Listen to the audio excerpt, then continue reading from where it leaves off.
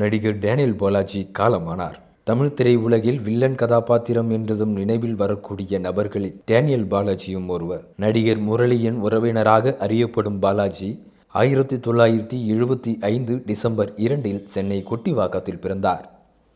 Chennai Taramani film இன்ஸ்டிடியூட்டில் திரைப்பட இயக்க படிப்பை முடித்தவர். சன் தொலைக்காட்சியில் ஒளிபரப்பான சித்தி எனும் நாடகத்தில் தனது திரைப்பயணத்தை தொடங்கினார். அதில் தான் ஏற்று நடித்திருந்த டேனியல் கதாபாத்திரத்தை அவர் கச்சிதமாக நடித்திருந்தது மூலம் மக்களால் டேனியல் பாலாஜி என அறியப்பட்டு பின்னர் அதுவே அவரது பெயராகி போனது. துவக்கத்தில் தமிழ் திரையுலகில் இயக்குனராக வேண்டும் என்று நினைத்த அவர் கமலின் மருதநாயகம் படத்தின் யூனிட் புரொடக்ஷன் மேனேஜராக பணியாற்றியிருக்கிறார்.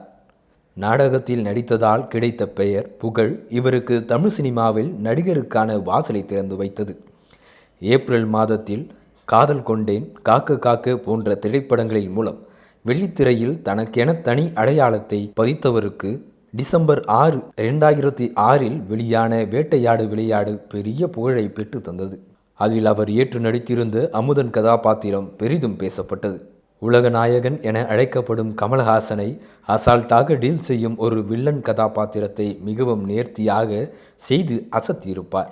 பொல்லாதவன், பைரவா, வைராஜாவை, பிகில், வடசென்னை ஆகிய படங்களில் எதிர்மறை கதாபாத்திரங்களை ஏற்று நடித்த டேனியல் பாலாஜி முத்திரை என்ற திரைப்படத்தில் கதாநாயகர்களில் ஒருவராக நடித்திருந்தார்.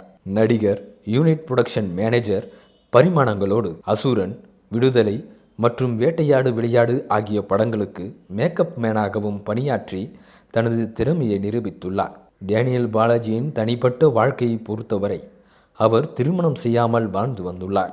அங்காளம்மன் பக்தராக இருந்த டேனியல் பாலாஜி வடசென்னை பகுதியில் ஒரு கோவிலை கட்டியுள்ளார். அதன் கும்பாபிஷேகம் மார்ச் 9 நடைபெற்றது.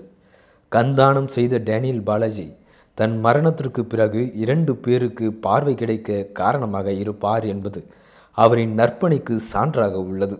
48 வயதான டேனியல் பாலாஜி மாரடைப்பால் மரணம் அடைந்திருப்பது அவரது குடும்பத்தினர், அவரது ரசிகர்கள், தமிழ் திரையுலகினரை அதிர்ச்சிக்குள்ளாக்கியுள்ளது. அவரது உறவினரான நடிகர் முரளியும் 46 வயதில் மாரடைப்பால் மரணமடைந்தது குறிப்பிடத்தக்கது.